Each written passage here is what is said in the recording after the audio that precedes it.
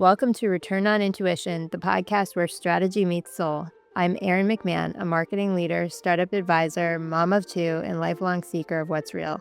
In a world ruled by data, speed, and artificial intelligence, there is a space where we pause to tune in. Each week, we'll explore what it means to lead, build, parent, and grow, not just with logic, but with intuition. You'll hear from founders, creators, marketers, spiritual guides, and so many more. People aligning ambition with purpose and using their intuition as a real tool for transformation. Because when we pay attention, get present, and trust our instincts, that's when the magic happens. Let's get into it. Welcome to Return on Intuition. I'm Erin, and this is where we prioritize your intuition above all the noise. In a world flooded with AI advice, expert opinions, and endless data, your intuition is your most powerful guide. This is the space to strengthen the connection between what you already know deep down, explore it, and prioritize it. So let's tune in.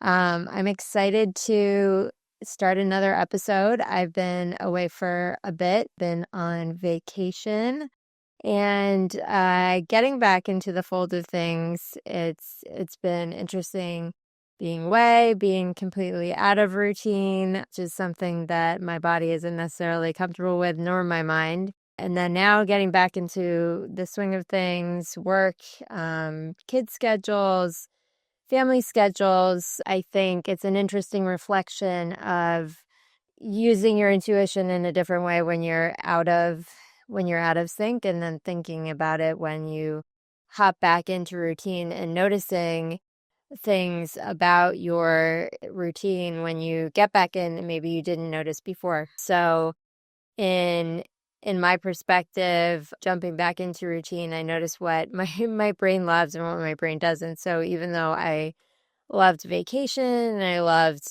taking a break from the work and just the everyday predictability of, going through the week and getting things done. My brain really loves getting back into the swing of things, accomplishing things, going to meetings, having action items, having deliverables. And it was an interesting exploration of what my brain is addicted to, maybe. So loved accomplishing tasks, love having a schedule, knowing what's coming next.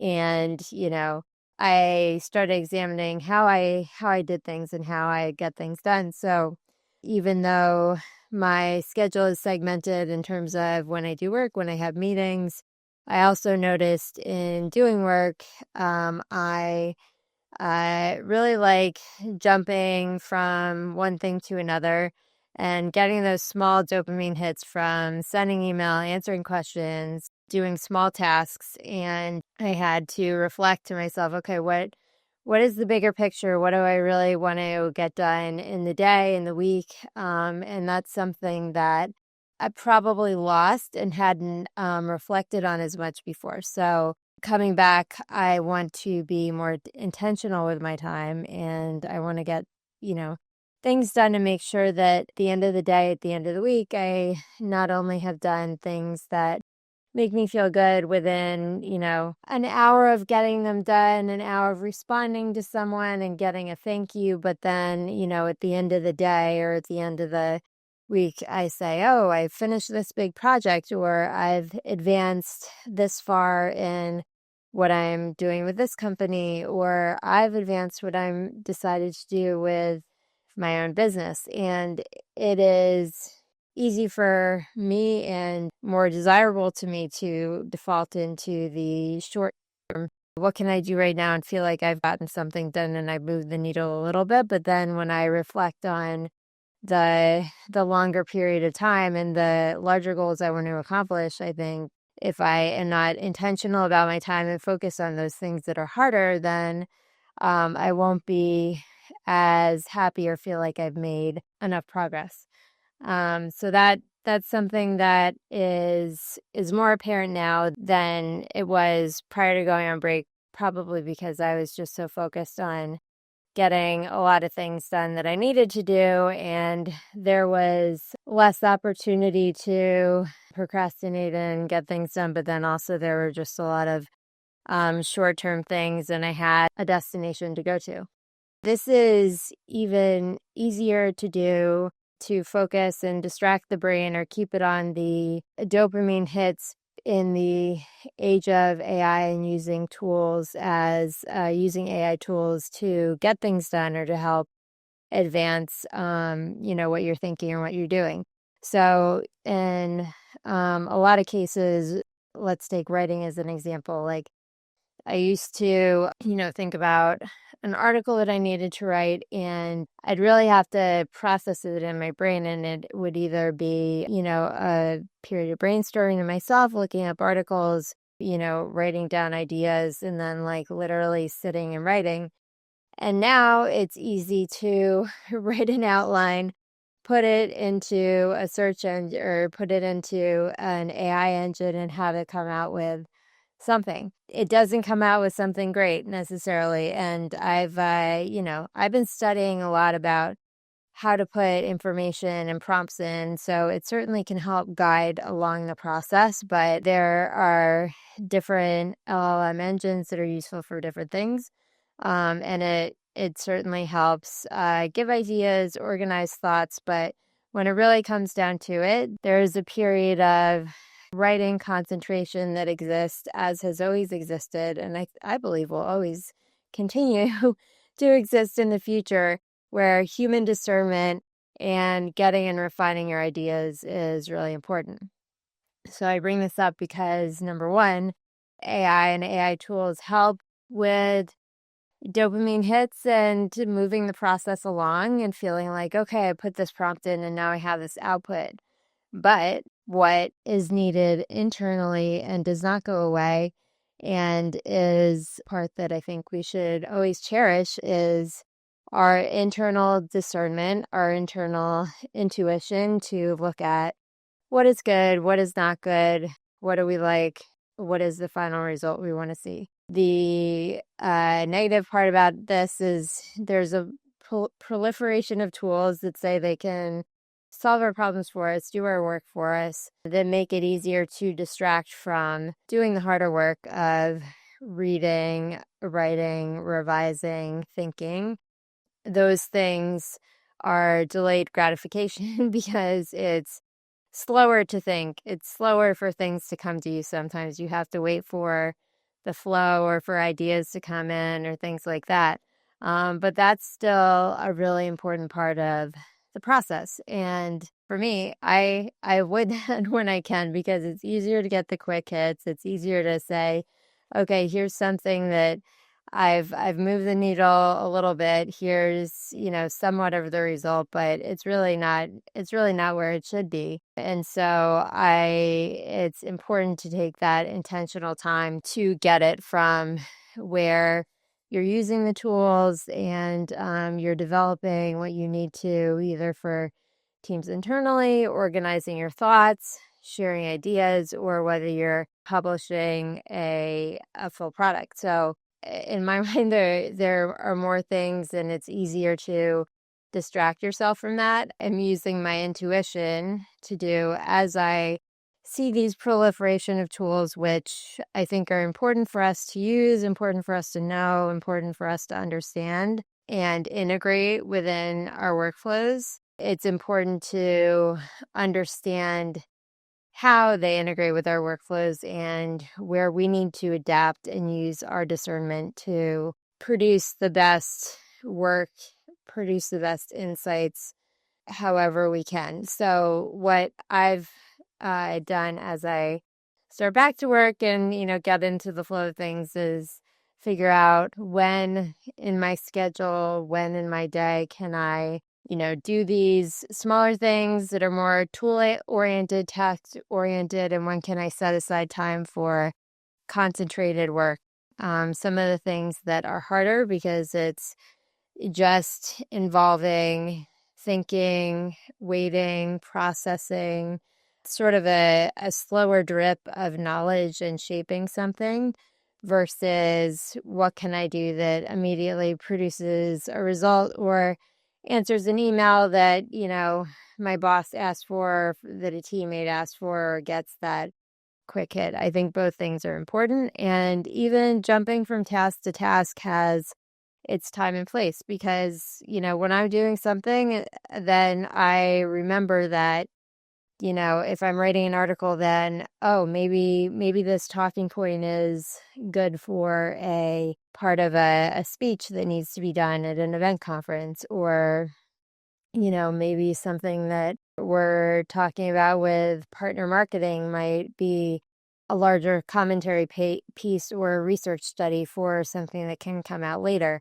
And those parallel thought processes are ways that ideas come up and can jump from one thing or another. Those are really important, but it's also equally important to have the discernment to say, where can I put this in my mental brain, compartmentalize it, and or where can I organize it within my digital or, writing repertoire or schedule to put it in a place where it needs to be in order to get things done.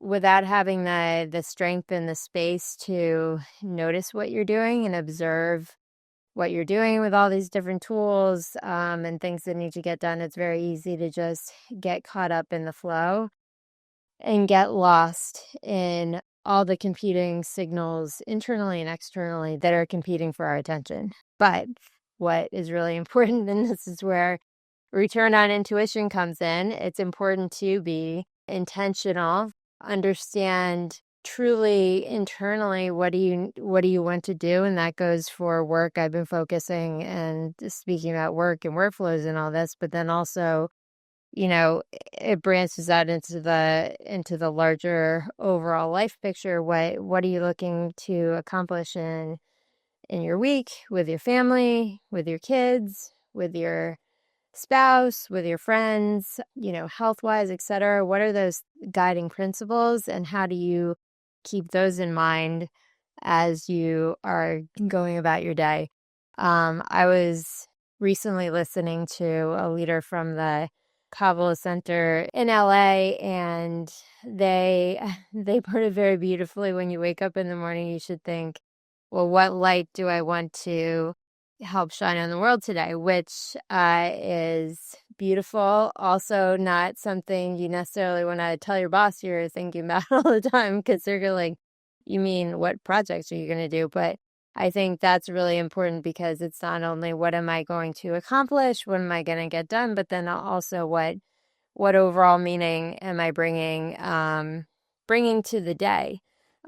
So what am I bringing when I connect with my family? What meaning am I bringing when I'm, connecting in meetings that I probably think, how do I want to, do I really need to attend this meeting? And those things are really important too. And by asking those questions, first and foremost, you're activating your internal intuition as opposed to your task-oriented mindset. So that's more of the spiritual let the light in. Also, in thinking about longer term planning, think about what is truly moving the needle, and that's something that you can think about in terms of projects that you want to accomplish, but then it really gets back into what are your key drivers and how are you prioritizing what you need to get done, what is really meaningful to you, and then what is really making an impact in the world. There's a writer, Kate Northrup, who wrote a book called Do Less, and she brings up the 80-20 rule, which is 20% of what you do creates 80% of the results. That might be the Pareto principle as well, but she mentioned it recently, so I'm bringing it up with credit to her. And I think that 20% and what makes that big impact is unique to you. And your internal wisdom can guide you to what that is, and your internal reflection of what is making the biggest impact and how you are connecting to the world, and also how you are feeling about that contribution. So that's important, not only for work and the projects you're doing, but then also longer term, what you want to do and how you want to prioritize that. I have not implemented that as much at the moment, because I certainly, especially this past week or 2 weeks coming back, would probably be spending my time differently. But I certainly will be prioritizing, thinking about what is making the biggest impact and how I can contribute to that, increasing my impact. This is hard. Slowing down is hard. Not for everybody, but for me, it's hard because listening internally requires patience. And in a world of all the information, all the signals, all the podcasts, all the audiobooks, it's easy to just listen to external things and not have the quiet, but it's so important to prioritize what is coming from within and to take those moments and to listen. I do this, I take space in the morning to meditate, and also when I'm doing, working out, I try to think to myself, in those moments between zoning out, I'm usually doing, cardio or something like that. That time allows ideas to pop in that can't really come from an external source. They may be, based on past information that I've, ingested or informed. But if it's coming back into my mind at a different point, then, somehow it's surfaced from a signal from within. So, those are important things to incorporate and consider. And it's important to have different points of the day to do that, not just first thing in the morning, but I think regular check-ins throughout the day, and certainly evening. A reflection in the evening is also helpful to figure out what you've done, what went right and didn't go right in terms of your internal compass. And as I mentioned before, I think it's important to have times in the day when you are, specifically doing work, that you are using tools and, moving the needle along and organizing and thinking, and even using AI tools in terms of collaboration for ideas or, communication and sharing. But then you also have time where you are using just your brain to digest and think and make whatever you're working on the thing you really want it to be. I think that's especially important to say in today's age, when I feel weird saying today's age because, like, I don't know, but in the time where AI is promising so many solutions and, saying it will, do tasks for you and complete things, especially in the place of AI agents. But there are so many limitations to what it can do for you. Microsoft calls its AI tool a co-pilot, which is meaning it's not a pilot, not driving the plane, but it is a co-pilot, which is certainly deserves needs the human discernment to go along with it. I think different tools can certainly help you with different things and elements, but ultimately you are the decision maker for what to do, how to use it, need to check and review what it's doing, etc. And that is really important. But again, as I said, for me personally, it's harder because it's so easy to use tools or to rely on tools and appreciate tools and explore new things and ideas with tools. And all this engagement is very stimulating, but it's important to also focus on within. And ultimately, the best tool and gift you have is really your own intuition and your, what's coming from inside, and that makes the difference. So returning to your intuition and focusing on what is internal in a world where there's so many external signals and things competing for your attention, wanting for you to help, wanting for you to do things. Listening to your intuition really gives you the highest ROI for what you're doing, helps you prioritize your time to make sure you are giving back the most to the world in the ways that you see fit, both for what you're doing in your work, how you're being present for your children and for your your spouse and your family and your friends. It keeps you aligned with what really matters. This is as much to myself as anybody else. It's important to stop wasting or expending energy on things that feel urgent but are ultimately unimportant and will not be remembered. Focus on your creativity, your love, and your energy on the things that will make a lasting impact, and you can maintain and build trust in yourself. You can strengthen your the messages from your intuition, and you can be the best person you can be. So I'm curious what you think about this. Would love to hear from you on comments or on Instagram or anything like that. Future episodes of this, we will be talking to more AI experts, also experts in parenting and other areas of interest, people who can help us reflect on how we can best use our intuition in different parts of life. So look forward to speaking with you again soon. And I hope you have a wonderful day today. Thanks so much for tuning in to Return on Intuition. If something sparked your curiosity or lit you up, I'd love to hear from you. Share the episode, leave a review, or DM me with what landed. Your feedback helps shape where we go next. And remember, the best decisions don't just come from what you know, they come from what you feel. So take a breath, trust yourself, and keep following the moments that feel like magic. I'll see you next time.